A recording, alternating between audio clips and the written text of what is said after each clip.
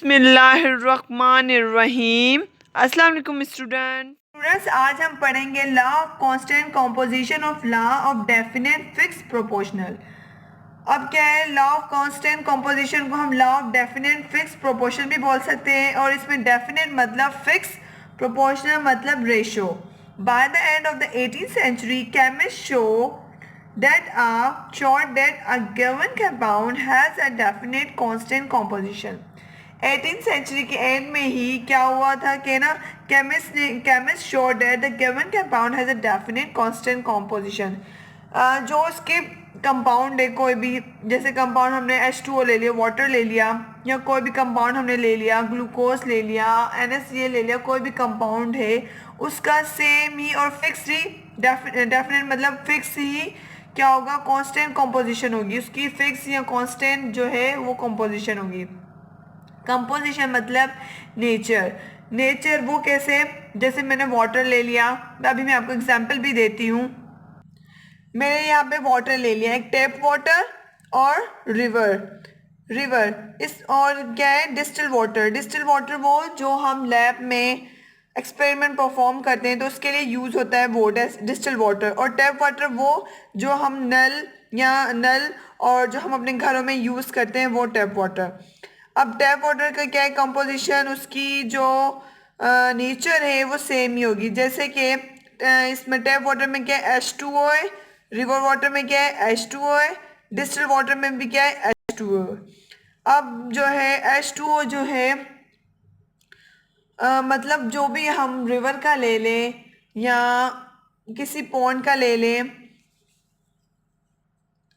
हम ड्रेन का ले लें और कहीं से भी ले लें, हम क्या अपने घरों में से ले लें, टैंकी से ले लें, तो उसमें क्या होगा, वाटर में H2O ही होगा, H2 और O ही होगा। ऐसे नहीं कि ना H2O या फिर HO और ना ClO, ऐसे नहीं होगा। उसमें क्या होगा, H2O ही होगा। जैसे मैंने यहाँ पे ले लिया हाइड्रोजन।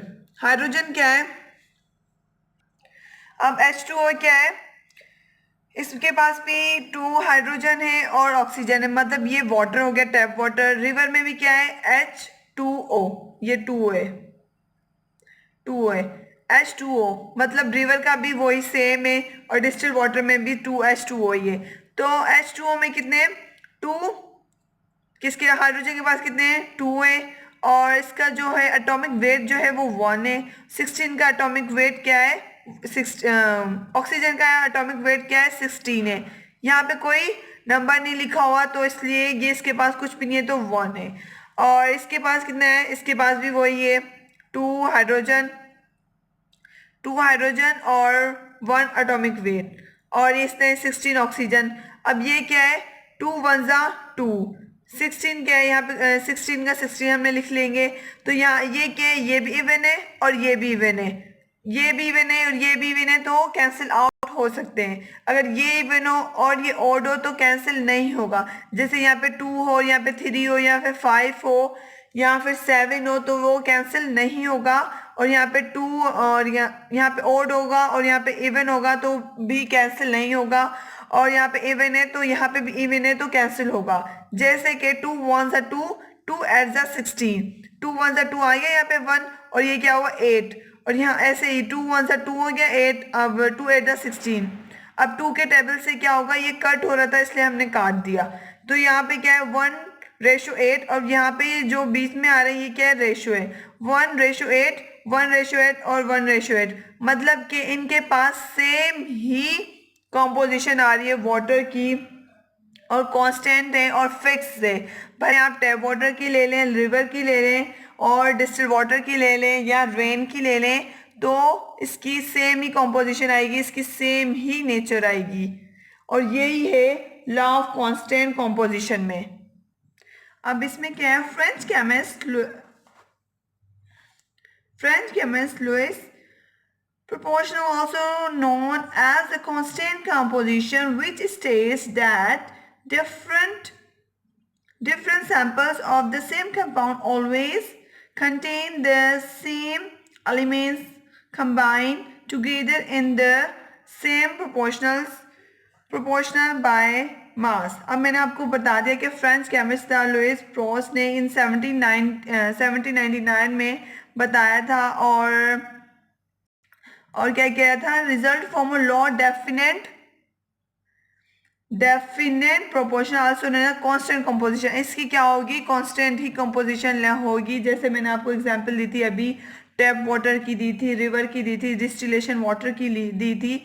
तो इसकी क्या होगी, सेम ही कंपोजिशन हुई थी, मतलब इसकी सेम ही नेचर थी, इसकी बनावट भी सेम ही थी। और इसकी स्टेज क्या था, डिफरेंट सैंपल्स होंगे सेम कंपाउंड भरे डिफरेंट सैंपल। जैसे कि मैंने अभी भी अगेन आपको रिपीट कर देती हूँ कि ना टैप वाटर की मतलब डिफरेंट डिफरेंट सैंपल हमने लिए थे, जैसे कि अभी अभी आपको बताया था। और उसके क्या होगी, सेम एलिमेंट्स और जो वो टुगेदर मिलेंगे तो उसका क्या होगा, रेशियो जो होगा और मास होगा वो सेम ही होगा। जैसे कि for instance every sample of the pure water through prepare in the laboratory. Pure water जो होगा किस में प्रिपेयर होगा, लेबोरेटरी में। जैसे कि obtain from the rain river और water pump contains 1 part hydrogen. एक पार्ट क्या होगा, हाइड्रोजन का होगा and parts of oxygen is 8 parts of oxygen is, oxygen का क्या है, ऑक्सीजन को हमने O से रिप्रेजेंट किया है और हाइड्रोजन को S से बाय द मास। अब जहाँ पे ये H कैपिटल लिखा हो और ऑक्सीजन ऐसे लिखा हो तो आप O लिखा हो तो आप समझ जाएंगे ये ऑक्सीजन है और ये हाइड्रोजन है बाय द मास। अब यहाँ पे क्या है, हमने ले लिया। अब मैंने आपको बता दिया, जैसे हमने पहले मैंने आपको एग्जांपल भी दे दी, फिर मैं अगेन आपको यहाँ पे समझा देती हूँ। यहाँ पे लिखा H2O, अब 2 यहाँ पे लिख लिया और 1 था, 2 1 2 हो गया। ये 2 लिखा हुआ है, 2 यहाँ पे कुछ नहीं है तो मतलब यहाँ पे 2 दिया हुआ है ना, तो हमने 2 लिखना है। और ऑक्सीजन का ये O क्या है, ये क्या है, ऑक्सीजन लिखा हुआ है ना यहाँ पे, ऑक्सीजन, ये ऑक्सीजन को रिप्रेजेंट कर रहा है O। और ये हाइड्रोजन कैपिटल किसको कर रहा है, H जो है रिप्रेजेंट किसको कर रहा है, हाइड्रोजन को कर रहा है। ऑक्सीजन के पास कितना एटॉमिक वेट है, 16 है। अब 2 1 2 हो गया, 2 8 16। ये दोनों इवन थे इसलिए कट हो गया। अगर यहाँ पे ओड होता तो कट नहीं होता पार्ट। और जो है अब मैंने अब यहाँ पे क्या दे रही हूँ, अगेन दूसरी एग्जाम्पल दे रही हूँ CO2 की। कार्बन के पास कितने एटॉमिक वेट है, 12। और ऑक्सीजन के पास यहाँ पे कितने, 2। यहाँ पे कुछ भी नहीं था, यहाँ पे कोई नंबर नहीं लिखा हुआ था, मतलब इस 1 था। तो हमने 1 को भले कितनी दफ़ा मल्टीप्लाई करेंगे तो वो वही वैल्यू आएगी। भले 1 को 17 के साथ करें तो 17 आएगा, 1 16 16 आएगा तो हमने 16 लिख दिया। लेकिन यहाँ पे 2 दिया गया है तो 2 को हम मल्टीप्लाई करेंगे, 16 इसका क्या है, एटॉमिक वेट था, जैसे यहाँ पे 16 था, इसको हमने इसके साथ मल्टीप्लाई किया तो 32 हो गया। तो यहाँ पे क्या होगा, 12। अब जो है इसको हमने 4 के टेबल से किया, 4 3 12, 4 8 32। तो ये क्या है, 3:8 आ गया। अब जो है ऑक्सीजन है मोर देन है, वाटर से ज़्यादा है, यहाँ पे 8 है और यहाँ पे 1 है, जैसे कि मोर पावर जैसे बोल लें।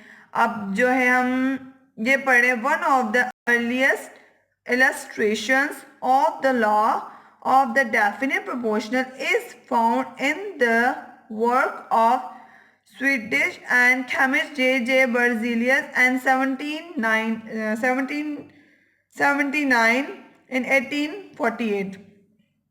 अब इसमें क्या है कि इसने बताया था, मिसाल दी थी, बताया था, और आगे इसने किसने, साइंटिस्ट ने बताया था। और इसने क्या किया, J.J. बर्जीलियस, हम जैसे हम फर्स्ट चैप्टर में भी पढ़ के आए थे। अब जो है बर्जीलियस ही 10 ग्राम ऑफ लेड, इसने क्या किया था, इसने ही जो है एक्सपेरिमेंट परफॉर्म किया था बर्जीलियस ने और इसने क्या किया था, हीट किया है लेड को हम किससे रिप्रेजेंट कर रहे हैं, पीबी से। जहाँ पीबी हो वहाँ लेड होगा। अब यहाँ पे क्या है, कैपिटल P और B स्मॉल। अब यहाँ पे जैसे कि मैंने लिखा हुआ है CO2 लिख दो, या फिर Na, मतलब अगर यहाँ पे Na ये Na और ये है। अब यहाँ पे ये क्या है, ये कैपिटल Na और ये क्या है, स्मॉल a। अब ये दोनों स्मॉल है। अगर यहाँ पे बड़ा कैपिटल ए होता तो क्या होता, ये अलग एलिमेंट होता, ये एलिमेंट अलग होता, मतलब है कि इसका नेम अलग होता है, इसका नेम अलग। अब यहाँ पे ए एन जो है वो कैपिटल है, ए स्मॉल है, मतलब कि ये दोनों, ये ना इसके साथ ही है, ये एक ही है, जैसे कि सोडियम। इस तरह ही पी और बी अगर बड़ा होता तो ये अलग अलग हम इसको प्रोनाउंस करते, लेकिन ये क्या है, ये पी कैपिटल है और बी स्मॉल है, तो हम इसको क्या बोलेंगे, लेड। और विद, अब हम आगे पढ़ रहे हैं, with the various amount of sulphur he got exactly 11.56 gram of lead sulfide and the excess of sulfur was left over when he used 18 gram of lead। जैसे कि मैं अभी आपको अगेन एक्सप्लेन करके बता देती हूँ। जैसे कि मैं यहाँ बता रही हूँ कि लेड कितना है, 10 ग्राम ऑफ लेड, जिसको हमने पी और बी से डोनेट किया था, शो किया था कि ये देखा, ये देखो पी और बी, पी और बी, पी और बी, इसको क्या है, लेड, लेड पढ़ रहे थे हम।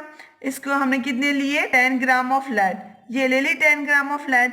इसको हमने इसके साथ मिक्स किया 1.56 ग्राम ऑफ 1 पॉइंट के बाद हम 56 नहीं पढ़ेंगे, 5-6 पढ़ेंगे, पॉइंट के बाद अलग अलग वैल्यूज पढ़ते हैं, जैसे कि 1.56 नहीं 1.56 पढ़ेंगे। ग्राम ऑफ सल्फर, सल्फर ले लिया, यहाँ पे देखें 1.56 ग्राम ऑफ सल्फर ये ले लिया, जिसको हम लेड को हम सीसा कहते हैं और गंधक कहते हैं इसको, सल्फर को। अब इसने इसके साथ मिक्स किया, इसके साथ रिएक्शन हुआ तो हमारे पास कितना आया, लेड सल्फाइड, तो 11.56 ग्राम ऑफ लेड सल्फाइड आया। कितना आया, ये फिक्स ही रहेगा, जितना 11.56 तो ये हमेशा फिक्स ही रहेगा, ऐसे नहीं कि चेंज हो। इस तरह ही अभी देखें, अब आगे देखें 18 ग्राम ऑफ लेड, फिर इसने क्या की, क्वांटिटी को इंक्रीज कर दिया। यहाँ पे इसने किया कितना लिया है, 10 ग्राम ऑफ लेड लिया है, और यहाँ पे क्या है, 18 ग्राम ऑफ लेड लिया है। 18 ग्राम ऑफ लेड को हमने किसके साथ किया है, 1.56 ग्राम ऑफ सल्फर के साथ किया है, तो हमारे पास क्या बना है कि 11.56 ग्राम ऑफ लेड, जितना पहले बना था उतना ही हमारे पास फिर वैसे ही बना है, लेड और सल्फाइड जितना हमने पहले पढ़ा था। अब देखिए 11.56 ग्राम ऑफ लेड ही बना है जितना ऊपर बना था, फिर जो है इसने क्वांटिटी इंक्रीज कर दी थी, तो वो जो बची थी, अब जो है इसमें बाकी बच गया, वो क्या है, 8 ग्राम ऑफ लेड बच गया है, वो 8 ग्राम क्या है बच गया है, 8 ग्राम क्या है बच गया है। इतना जो क्वांटिटी थी पहले जैसे बनी थी वो उतनी ही बनी और फिक्स ही है, ये नहीं कि हम इसको भले क्वांटिटी इंक्रीज करें तो ज़्यादा हो जाएगा, नहीं, जो पहले बना था ये फिक्स है और यही इतना ही बनेगा। अब मैं आपको अगेन समझा देती हूँ ये पैराग्राफ जो हम पढ़ के आए थे, और जो जैसे यहाँ पे क्या है, Berzelius experiment illustrating the law of the definite proportional, और इसने क्या है, ये बर्ज़िलियस ने ही एक्सपेरिमेंट किया था, उसने मिसाल दी थी, आगे बताया था, और लॉ ऑफ कांस्टेंट कंपोजिशन के बारे में। और अगेन मैं आपको इस पैराग्राफ को अगेन समझा देती हूँ कि इसमें क्या कहा था। अब जो है एन ए, जैसे मैंने one of the earliest illustration मतलब मिसाल of the laws of the definite proportional is found in the work of Swedish and chemist J.J. Berzelius in 1779 in 1848। Berzelius heated इसको गर्म किया, जैसे 10 ग्राम ऑफ लेड, जैसे हमने यहाँ पे लिया, ये 10 ग्राम ऑफ लेड लिया था, और with various amounts of the sulfur। अब जैसे मैंने आपको बता दिया P कैपिटल है, B स्मॉल है, मतलब कि ये इसके साथ ही है, अगर यही कैपिटल होता तो ये अलग होता, ये अलग होता। जैसे मैंने Na का बताया, Na स्मॉल है, A स्मॉल है, मतलब N के साथ ही A है, मिक्स है, मिला हुआ है, जैसे ये इसके साथ ही, ऐसे नहीं कि अलग अलग है। अब जैसे Cl बोलते हैं हम, Cl, C जो है वो कैपिटल होता है, L स्मॉल होता है, मतलब कि ये दोनों ये इसके साथ ही है। अब वैसे अब हम इसको अलग नहीं पढ़ेंगे, NaCl अलग अलग पढ़ेंगे, लेकिन वो हम इसमें सोडियम ही बोलेंगे, इसको सोडियम और क्लोराइड, इसको Na को अलग अलग ही पढ़ेंगे, लेकिन जब हम बोलेंगे सोडियम क्लोराइड लिखें तो Na लिखेंगे और Cl लिखेंगे, क्लियर, आपको क्लियर हो गया। अब हमने यहाँ पर बता दिया पी बी मतलब पी। अब कोई बोलेगा लेड लिखो तो हम पी और बी, पी कैपिटल लिखेंगे, बी जो है वो हम क्या करेंगे स्मॉल लिखेंगे। In the various amount of the sulphur, sulphur को हम ऐसे लिखेंगे ही donate exactly 11.56 gram of lead. तो हमने कितना हमारे पास जो मिला था लेड और सल्फर को मिक्स किया तो हमारे पास कितना आएगा, भले लेड को और 1.56 ग्राम को प्लस करेंगे तो हमारे पास कितना है 11.56 ग्राम ऑफ सल्फर मिला। Excess of sulfur was left और when the 18 gram of lead, जब हमारे पास 18 ग्राम हमने क्या किया लेड लिया और 56 ग्राम हमने क्या लिया था 1.56 ग्राम ऑफ सल्फर लिया, उसको हमने मिक्स किया 18 ग्राम के साथ तो हमारे पास एग्जैक्टली कितनी अमाउंट आई 11.56 ग्राम आई। किसकी, लेड की, लेड सल्फाइड की, मतलब PbS, P और B मतलब लेड और S मतलब सल्फाइड। अब जो है एंड 8 ग्राम ऑफ लेड जो है वो क्या रिमेन बच गया था हमारे पास, जितनी हमने पहले क्वांटिटी बताई थी, जितना पहले बना था हमारे पास उतनी ही अमाउंट आई, जितना जैसे यहाँ पे बनाई थी हमारे पास अमाउंट जितना यहाँ पे आया था उतनी ही यहाँ पे बनी थी। ऐसे नहीं कि यहाँ पे इंक्रीज हो, जो फिक्स आई थी वो ही आई है। Okay, thank you for watching. अगर आपको कोई क्वेश्चन हो, कोई भी सवाल हो तो आप मुझसे पूछ सकते हैं। Okay, thank you for watching.